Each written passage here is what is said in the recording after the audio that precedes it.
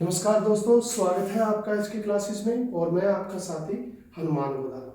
इससे पहले हमारी इंग्लिश लिटरेचर की 4 क्लास हो चुकी है और आज आपके लिए लेकर आया हूं मैं इंग्लिश लिटरेचर की 5वीं क्लास, जिसके अंदर हम पढ़ेंगे फॉर्म्स ऑफ पोएट्री। जो हमारे साहित्य की फॉर्म्स हैं उनके बारे में पढ़ेंगे। जैसे जो आने वाली हमारी क्लासेस है वो इंग्लिश लिटरेचर के बारे में रहेगी, तो ये टर्म या लिटरेरी टर्म या ये शब्द है वो आप बार बार इंग्लिश लिटरेचर में पढ़ोगे। तो इससे जब हम लिटरेचर पढ़ेंगे तो उससे पहले ही आपको इन शब्द के बारे में मैं परिचित करा देता हूँ, जिन्हें हम क्या कहते हैं, फॉर्म्स ऑफ पोएट्री। जिसके अंदर हम सबसे पहले पढ़ेंगे नरेटिव। नरेटिव के अंदर हम पढ़ेंगे एपिक। एपिक के बारे में पहले भी हम पढ़ चुके हैं। जैसे कि हमारा जो time period old English time period हमने शुरू किया था, उसके अंदर हमने एपिक पढ़ा था। एपिक क्या होता है? एक पोएम ही होती है, लेकिन वो क्या होती है, लॉन्ग पोएम होती है। उसके अंदर बहुत बढ़ा चढ़ा के किस विषय के बारे में लिखा जाता है। पोएट्री की फॉर्म है, पोएम ही होती है, लेकिन उसके अंदर क्या होता है, बहुत ज़्यादा बढ़ा चढ़ा के जिक्र किया जाता है, जिसको हम क्या बोलते हैं, एपिक। जब कविता बहुत ज़्यादा बड़ी बन जाती है तो वो किसका रूप ले लेती है, एपिक का, जिसको हम हिंदी में क्या कहते हैं, महाकाव्य। जैसे कि हमारा रामायण है, महाभारत है।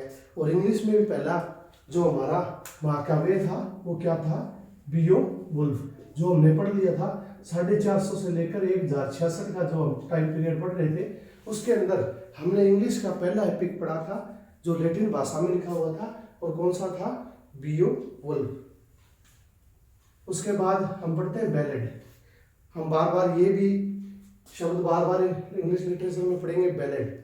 बैलेड के बारे में आपको बता दूं कि 1798 में जो ST. Coleridge plus William Wordsworth का जो लिरिकल बैलेड पब्लिश हुआ था, रोमांटिक एज में जो लिरिकल बैलेड हुआ था, उसको अंदर जो 23 कविताएं थी, जिसमें से 4 किसकी थी, एस.टी. कोलरिज की थी, और 19 किसकी थी, विलियम वर्ड्सवर्थ की।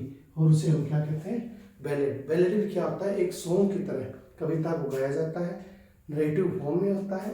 और इंग्लिश के अंदर 1798 में क्या हुआ था, लिरिकल बैलेड है वो पब्लिश हुआ था, जिसके अंदर विलियम वर्ड्सवर्थ की 19 कविताएं थी और एस.टी. कोलरिज की क्या थी, 4 थी, और इसका नाम क्या था, lyrical ballad. The rhyme of ancient mariner. The rhyme of ancient mariner किसकी बैलेड थी, एस.टी. कोलरिज की। ये भी हम आने वाले आगे वाले वीडियो में पढ़ेंगे। फिर होता है मोनोलॉग। मोनोलॉग होता है जब एक ही करेक्टर द्वारा स्पीच दी जाती है या कोई कविता है उसको गाया जाता है, तो उसको हम क्या बोलते हैं, मोनोलॉग। फिर हम आगे बढ़ेंगे, लिरिक के अंदर क्या क्या आता है हमारा।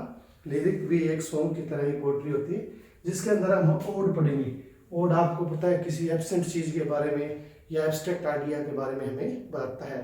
और हमने ode on Grecian urn, ode to Psyche, ode to ब्लैंकली, ये सब हम जॉन किट्स को, जब राइटर है जॉन किट्स का हम जब हम जिक्र करेंगे तो हम इन ओड के बारे में उस विषय में पढ़ लेंगे। फिर हम अभी जैसे हम एलिजाबेथ करेंगे, हमारा नेक्स्ट क्लास होगी वो एलिजाबेथ पीरियड के बारे में होगी। 1558 से 1603 तक जो एज थी वो हम पढ़ेंगे, जिसके अंदर हम बार बार पढ़ेंगे सोनेट। सोनेट क्या होता है, ये बार बार एग्जाम में भी बहुत बार आता है। 14 लाइन्स की, 14 लाइन्स की जो पोएम होती है उसको हम क्या बोलते हैं, सोनेट। और सोनेट की शुरुआत जो इटली के पोइट थे, पेट्रार्क, दांते, बोकेसियो, इन सब ने किसकी शुरुआत की, सोनेट की। सोनेट एक सोनेटो वर्ड से बना है, जिसका मतलब होता है सॉन्ग्स। और आने वाले समय में हमने जो विलियम शेक्सपियर ने सोनेट राइटिंग शुरू की थी उसके बारे में भी हमें पढ़ेंगे। उसके बाद आ जाती है एलिजी।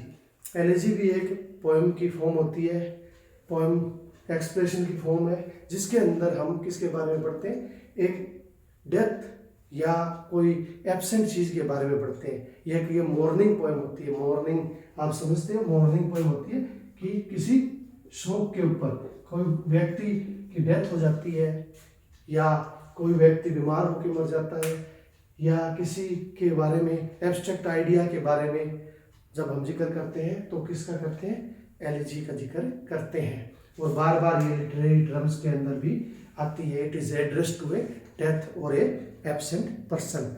जैसे थॉमस ग्रे की the country written in a churchyard एक बहुत फेमस एलजी इंग्लिश के अंदर है। और आने वाले समय में जो और भी हमारे एस्ट्रोफिल एंड स्टेला है उसके बारे में हम भी पढ़ेंगे, और बहुत सारे एलजी है उसके बारे में हम आने वाली वीडियोस के अंदर पढ़ेंगे। फिर होती है ड्रामा।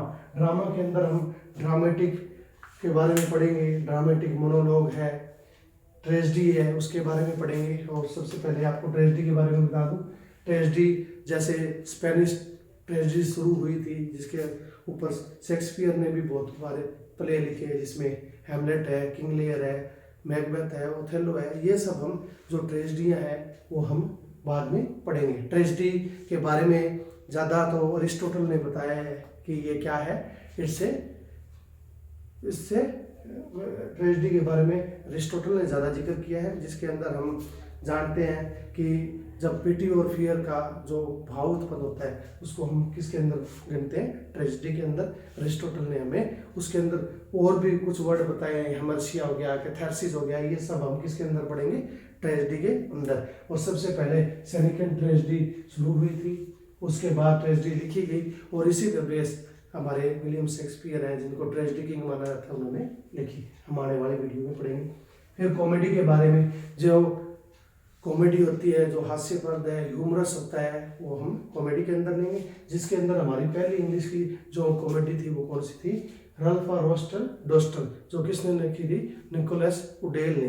तो हमारी क्या थी, इंग्लिश की पहली कॉमेडी थी। उसके बाद हम ट्रेजिक कॉमेडी भी पढ़ेंगे, जिसके अंदर कॉमेडी के साथ साथ क्या होता है, ट्रेजिक भी होता है, उसके अंदर डर या भय का भी वातावरण बना रहता है। फिर हम मास्क पढ़ेंगे, मोरालिटी प्ले पढ़ेंगे। मोरालिटी प्ले जैसे सेंट ऑगस्टिन ने शुरू किए, जिसके अंदर हमें कोई ना कोई शिक्षा दी होती है, मोरल दिया होता है, एक पाठ पढ़ाया जाता है और हमें हमारे समाज के बारे में बताया जाता है। फिर हम इंटरल्यूड पढ़ेंगे कि थोड़े थोड़े जो हमारे ड्रामा या प्ले थे उनके बीच में कुछ ऐड वगैरह आती थी थोड़े समय के लिए, जिसको हम कॉमिक रिलीफ भी बोलते हैं, उसके बारे में भी हम हमारे आने वाले जो लिटरेचर की वीडियो है उनके अंदर पढ़ेंगे। तो ये सब वर्ड है, जब आप हम डिस्कस करेंगे लिटरेचर के बारे में तो इन सब को हम डिटेल में भी पढ़ेंगे। थोड़ा थोड़ा मैंने बता दिया, जैसे कि हमारी अगला हम एलिजाबेथ पीरियड को जब मैं एक्सप्लेन करूँगा तो ये शब्द वहाँ आएंगे,